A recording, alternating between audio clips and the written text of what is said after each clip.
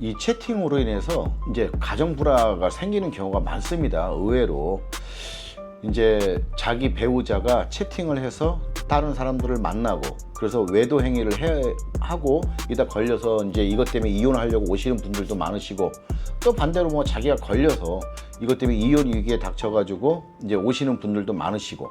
그런데 이게 참 이게 웃기는 게 상대방이 한 명이 아닌 경우가 대다수예요. 대부분 많게는 10명도 넘어요. 10명도 이 관계를 가졌던, 이 채팅으로 만나가지고 관계를 가졌던 사람들이 10명도 넘어요. 그러니까 배우자 입장에서는 이게 얼마나 황당한 일이겠어요. 내 배우자가 한 명도 아니고 두 명도 아니고 이게 뭐 10명이 넘는다고 생각을 해보세요.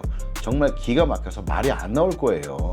그때는 자기가 정말 내가 뭐 누구하고 살았다라는 그런 생각까지 많이 들게 된다고 하더라고요. 그런데 이 채팅으로 인해서 외도, 그리고 이게 이혼으로 연결되는 건 둘째 치고, 이게 무슨 생각으로 이러냐 이거예요.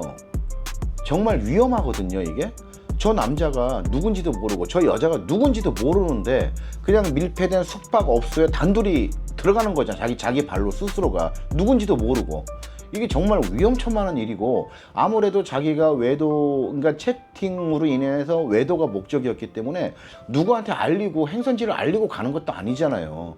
그냥 거기 가서 무슨 일 당하면 당하는 걸로 그냥 끝내버리는 거죠. 제 기억으로 2014년도인가 기억해요. 어느 남편이 이제 아마 그 당시에는 이제 실업자였던 것 같아요. 자기 아내한테 면접을 보러 간다라고 해가지고 이제 여자를 만나러 간 거야. 채팅에서 알게 된 여자를.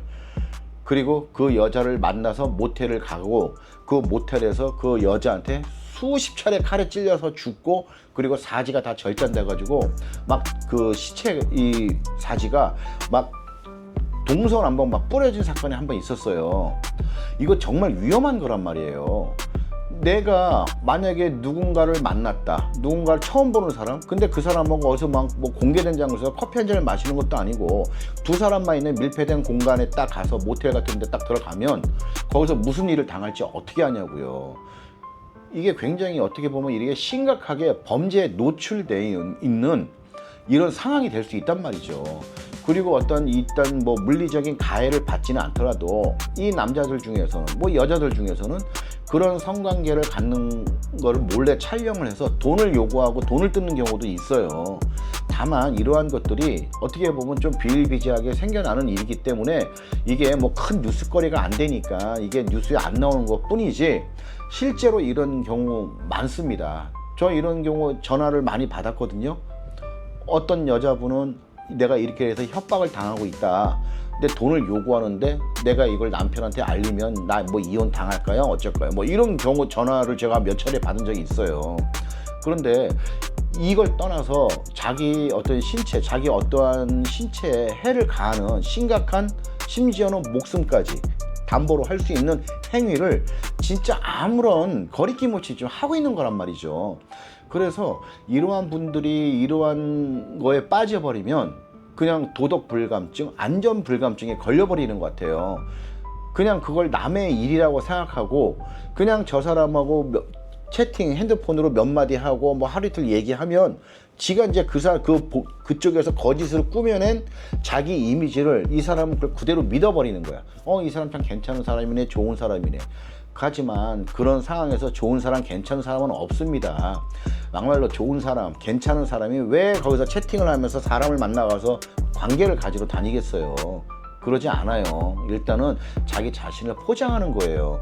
포장해야지만이 이 사람을, 상대방을 꼬드길 수 있으니까. 하긴 뭐 상대방도 똑같으니까 뭐 꼬드길 필요까지는 없겠지. 안 꼬드겨도 이미 저 사람도 그런 마음으로 채팅을 하는 거니까. 그렇기 때문에 최소한 채팅 외도로 인해서 이혼을 당하고 안 하고는 두 번째예요. 일단 자기 자신을 아껴야 되는 거잖아요. 내가 어떤 사람, 어떤 년을 만날지 내가 어떻게 하냐고요. 큰일 나요, 진짜로. 그래서 이런 부분을 정말로 심각하게 생각하시고 결국은 내 배우자의 품만큼 안전지대는 없는 것 같습니다. 그러니까 내 배우자 속이고 몰래 뭐 채팅하면서 막 밤마다 나가고 뭐 낮 시간에만 나가서 남자 만나고 들어오고, 그러다 들어와가지고 뭐 얼른 뭐 저녁하고 이런 행위 하지 마시고요. 정말 좀 건전한 마인드로 배우자와 행복하게 잘 지내세요. 그게 제일 좋습니다. 끝.